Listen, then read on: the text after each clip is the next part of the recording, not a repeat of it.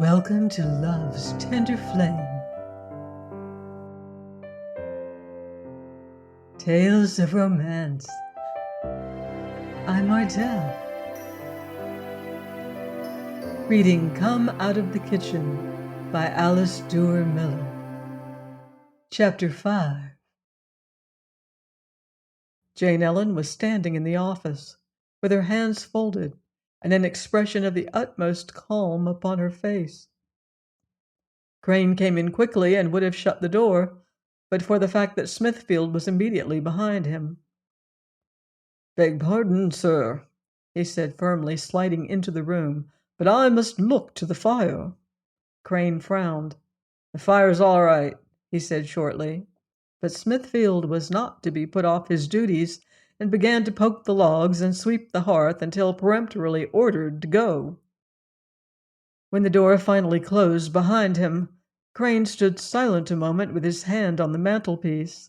The whole tone of the interview, upon which it now occurred to him he had rushed somewhat too hastily, would be decided by whether he spoke standing up or sitting down. His feelings were for the first, his intellect for the latter position. His intellect won. He sat down in a deep chair and crossed his legs. As he did so, the cook's eyes, which had hitherto been fixed on the carpet, now raised themselves to the level of his neat pumps and black silk socks. He was aware of this, but did not allow himself to be disconcerted. "I suppose you can guess why I sent for you, Jane Ellen," he said. "The dinner was not satisfactory, sir?"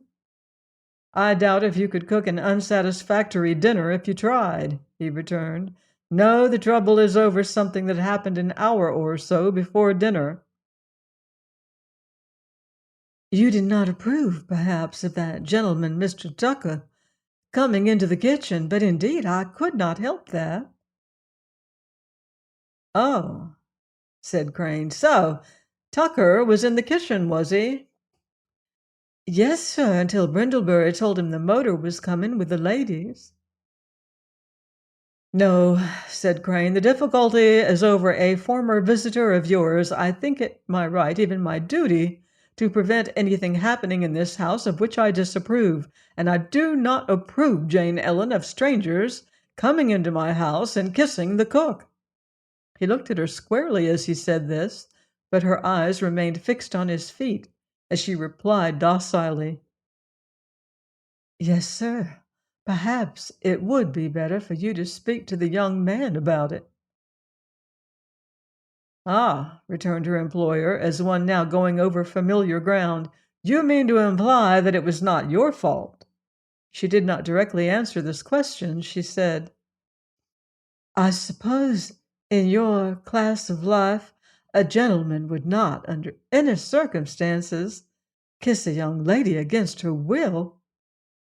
"Well," answered Crane with some amusement, "he certainly never ought to do so. And, by the way, one of the points about this incident seems to be that the young man in question had the appearance of being a gentleman." "He certainly considers himself so." There was a pause, then Crane said seriously, "I don't want to interfere in your concerns further than I have to, or to offer you advice." "But I should be so glad to have you offer me advice, sir. It is one of the few things a gentleman may offer a girl in my position, and she accept with a clear conscience." For the first time Crane looked at her with suspicion. Her tone and look were demure in the extreme. He decided to go on. "Well, then," he said, "if I were you, I would not have a gentleman, especially such an impulsive one, hanging about unless you are engaged to him with the consent of your family." She raised her chin without lifting her eyes. "It's not the consent of our families that's lacking," she remarked. "Oh, he's asked you to marry him?" "Almost every day, sir, until today." "And today he didn't?" "Today he said he wouldn't marry me if I were the last woman in the world." "And what did you think about that?" "I thought it wasn't true, sir." Crane laughed aloud at this direct answer. And it sounds to me if you were right, Jane Ellen, he said, but at the same time I can't see for the life of me why, if you don't mean to marry him, you let him kiss you. If you please, sir, it's not always possible to prevent. You see, I'm not very large. Crane looked at her and had to admit that the feat would be extremely easy. She hardly came up to one shoulder. Almost any man. Hastily putting aside this train of thought, he said in a more judicial tone, "You know your own affairs best. Is the young man able to support you?" "Yes, sir, very comfortably." "And yet you don't consider marrying him?" "No, sir. I don't love him." Matters had suddenly become rather serious. "You would rather work for your living than marry a man you don't love?" Crane asked, almost in spite of himself. For the first time, the cook looked up, straight at him as she answered, "I think I would rather die, sir." This time it was Crane's eyes that dropped. Fortunately, he reflected, she could not have any idea how sharply her remark had touched his own inner state. How clearly she saw that it was wrong to do just what he was contemplating doing, to marry for prudence rather than for love. He found himself speculating on the genesis of the moral sense, how it developed in difficulties rather than in ease. That was why he could learn something on the subject from his cook. Here was a girl working for her living, working hard and long, for wages which, though he had once, as he remembered, told Reed seemed excessive, now appeared to him the merest pittance. Certainly it seemed as if all the hardships of such a life would be smoothed away by this suggested marriage, and yet she could assert clearly that she would rather die than make it, whereas he, with nothing very much at stake, had actually been contemplating for several months the making of just such a marriage. He was interrupted by her respectful tones. "Will that be all, sir?"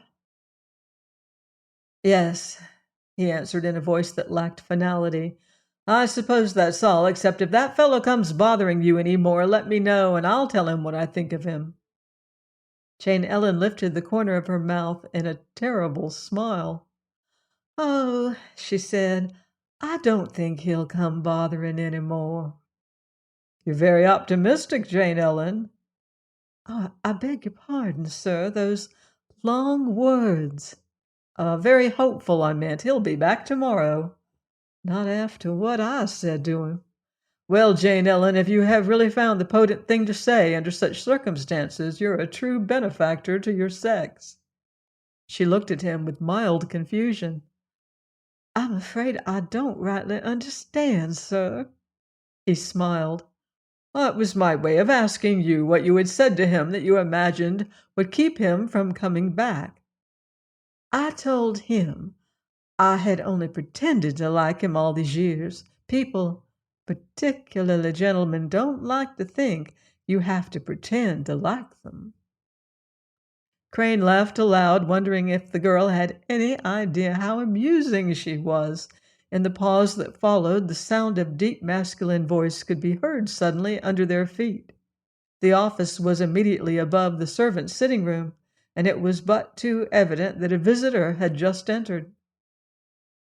Crane looked at the cook questioningly, and she had the grace to color. "Oh, did you ever, sir?" she said. "There he is this very moment." "Shall I go down and forbid him the house?" asked Burton, and though he spoke in fun, he would have been delighted to act in earnest. "Oh, no, sir, thank you," she answered. "I'm not going back to the kitchen." This reminded her employer of the extreme difficulty he had experienced in seeing his cook at all. "Why did you try to get out of seeing me, Jane Ellen?" he said. "You knew about what I had to say, I suppose." "I had a notion, sir." "And were you afraid?" At this question the cook bent her head until a shadow fell upon it, but Crane had a clear impression that she was laughing, so clear that he said, And may I ask why it is a comic idea that a servant should be afraid of her employer?" The cook now raised a mask-like face and said most respectfully, "No, sir, I was not exactly afraid." And having said this, without the slightest warning, she burst into an unmistakable giggle. Nobody probably enjoys finding that the idea of his inspiring terror is merely ludicrous. Crane regarded his cook with a sternness that was not entirely false. She, still struggling to regain complete gravity at the corners of her mouth, said civilly, "Oh, I do hope you'll excuse my laughing, sir. The fact is that it was not I who tried to avoid seeing you. It was Smithfield's idea." "Smithfield?" cried Crane. "Yes, sir. He had the notion, I think, that you might be very severe with me, sir, and Smithfield is peculiar. He has a very sensitive nature." "Well, upon my word," cried Crane, springing to his feet, "that is exactly what Smithfield says about you. It seems to me I have a damn queer houseful of servants." The cook edged to the door. "Perhaps it seems so, sir," she said. "Will that be all for tonight?" "Yes. No," he added hastily. "I have one more thing to say to you, Jane Ellen, and it's this. Don't make the mistake of fancying that I have taken this whole incident lightly. I don't. It really must not happen again. Understand that clearly." "You mean that if that gentleman came back, you would dismiss me, sir?" "I think I would," he answered. "Even if it weren't my fault?" "Was the fault entirely his, Jane Ellen?" "Ask him, sir." "You know much more about it than he does. Was the fault entirely his?" The cook wriggled her shoulders, crumpled her apron, and seemed unwilling to answer a direct question directly. At last an idea occurred to her. She looked up brightly. "It was the ice cream, sir," she said. "I was trying to teach him how to freeze ice cream slowly. It ought to be done like this." And bending over an imaginary freezer, she imitated with her absurdly small hand the suave, gentle rotary motion essential to the great American luxury. As he stood looking down on her, it seemed to Crane extraordinarily clear how it had all happened. So clear indeed that for a second it almost seemed as if he himself were in the place of the culprit whose conduct he had just been condemning. He stepped back hastily. "No, Jane Ellen," he said, "it was not all his fault. Of that you have convinced me." She stretched out her hand to the door.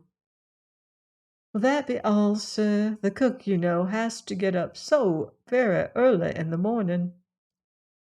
He tried to counteract the feeling of pity and shame that swept over him at the realization that this young and delicate creature had to get up at dawn to work for him and his guests.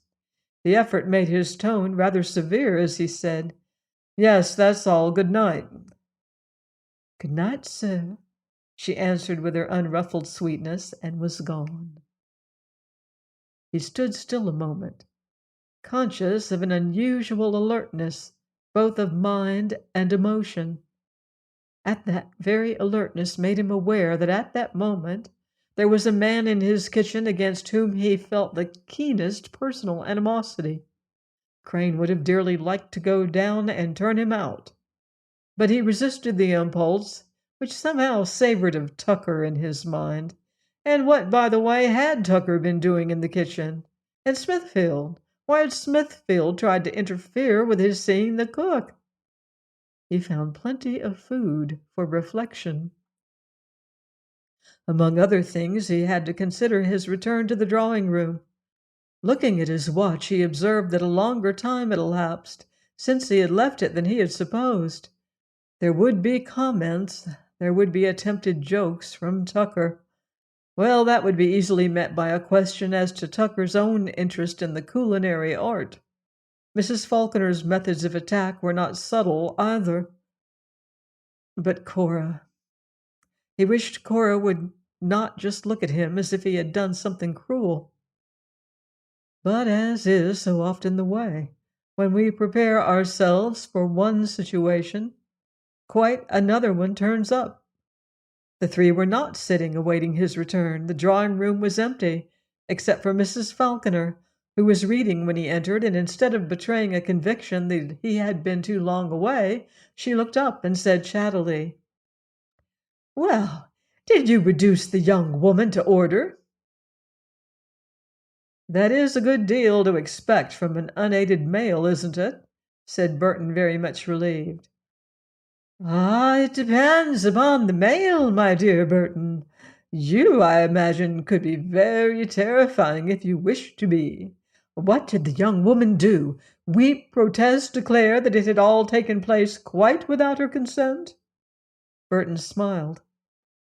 He had no intention whatsoever of sharing his recent experiences with Mrs. Falkener.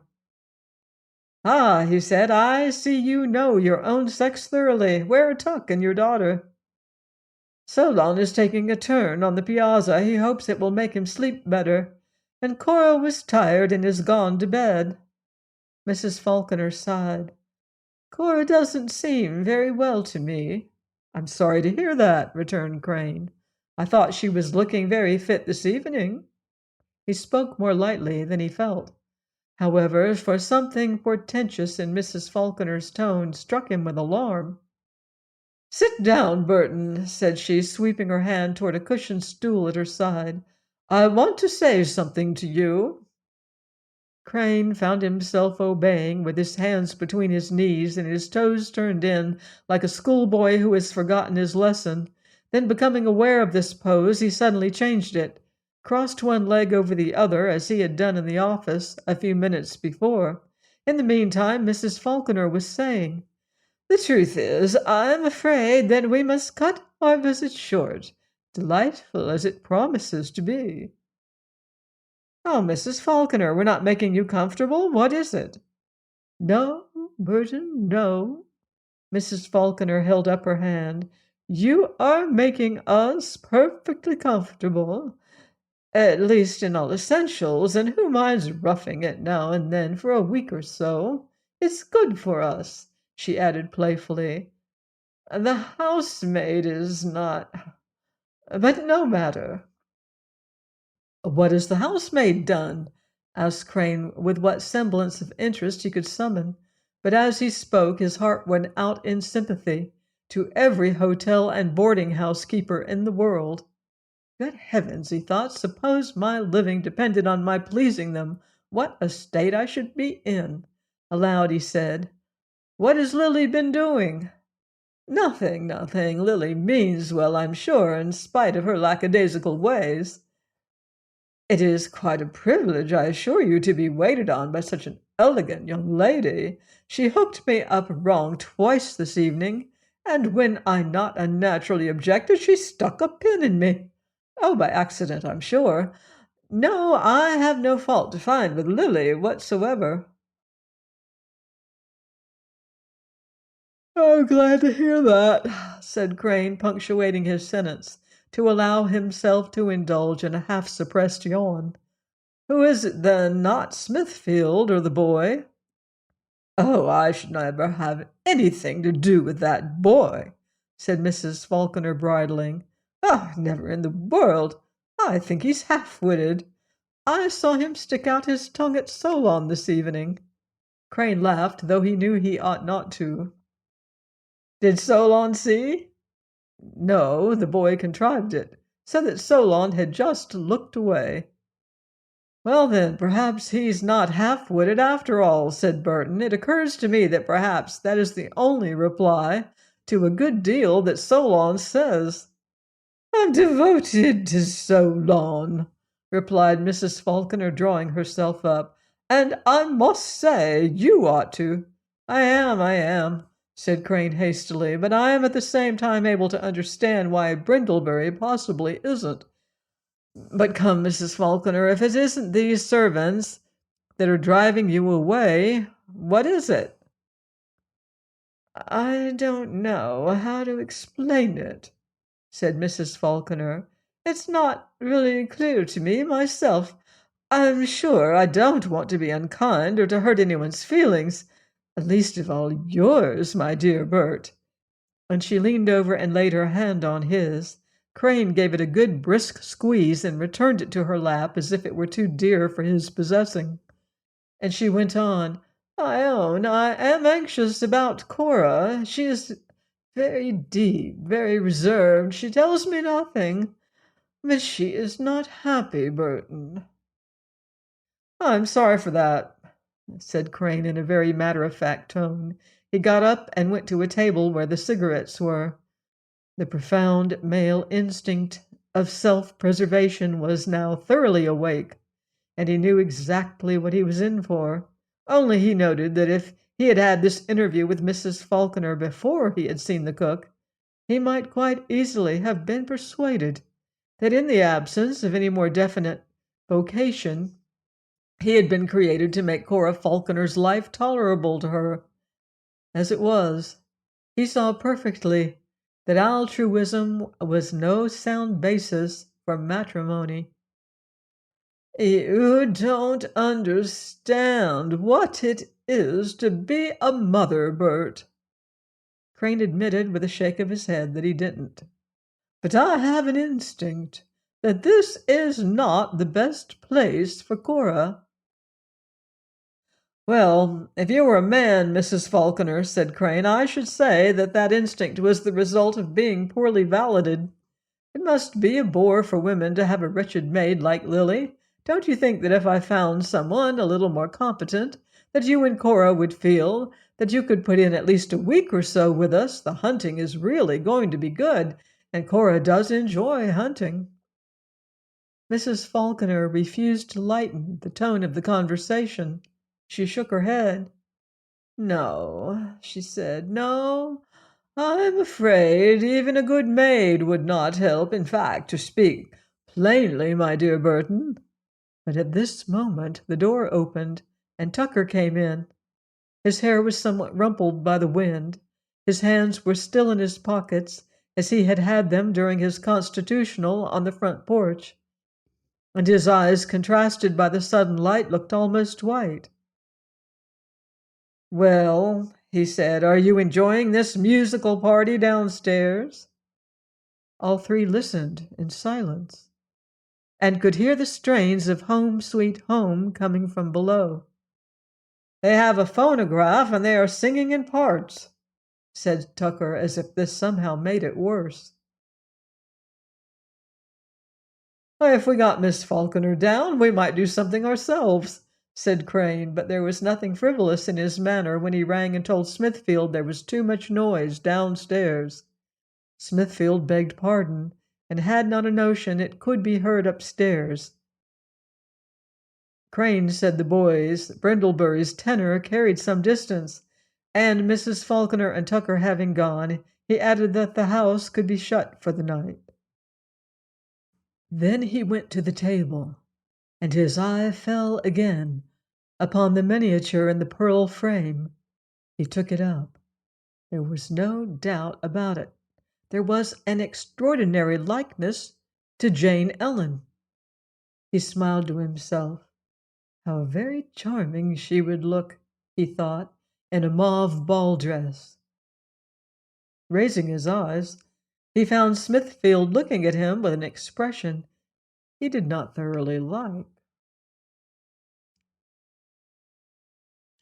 Join me next time for another romantic chapter of Come Out of the Kitchen by Alice Duer Miller, here on Love's Tender Flame. Until then, love deeply and live beautifully.